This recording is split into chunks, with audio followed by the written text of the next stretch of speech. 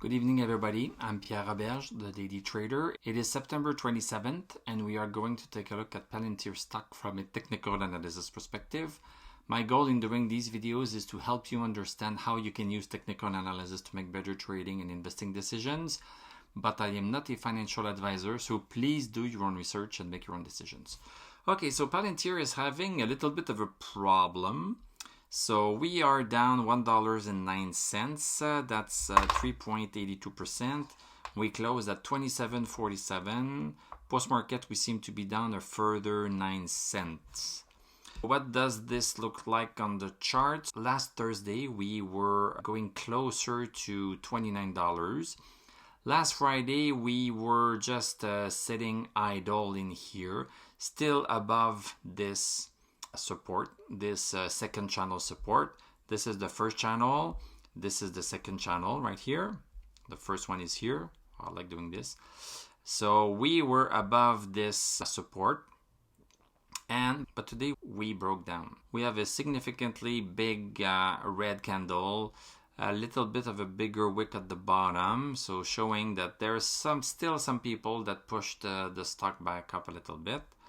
Let's go see the 1 hour chart. So where's 930? So 930 was right here. So we were above this support here, staying above Friday for a long time. Well, the whole day. But today, boom, we fell down and we had a low at 27.23. And then we picked up a little bit of a buying pressure. So we had some buying pressure at 27. And let me make this bigger. Then sideways action, then getting closer to 27 before going back up a little bit. So 27 is really an important support, at least intraday. I'm going to put it in green because it's a support. Yeah, since September 15th, this $27 line is important because it was used as a resistance right here, then support, then resistance, support. It's close enough. And then we are coming back to it. So I like to see that for the last 3 hours, the last three candles have been going up a little bit. So I like to see this. So maybe this little drop down is just something that's temporary. Let's look at the indicators. Okay, so stochastic at 58. Wow, so that's low. Let's not forget that when we had this low here, September 21st, then we had the stochastic quite low at 51, but we still recovered. So at 58, we might still recover. This is starting to look like an M pattern. So the M pattern means that if the stock breaks 26, then it's going down. As long as the stock is staying above 26, we cannot really complain. Intraday, I would say that the support is more at 27 like we've seen. But if you trade more on a daily basis, I would tend to look at 26. The stock might not be ready after all to reach 31 because it's showing some weakness right here.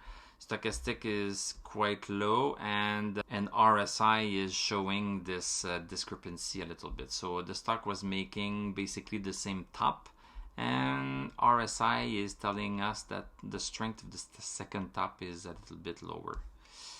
In terms of MACD is still crossed over bullish. So MACD is still believing in this. So we just need a good day tomorrow to forget everything, stay above 27.50 and just pause a little bit before going on to 31. This is still something that can happen.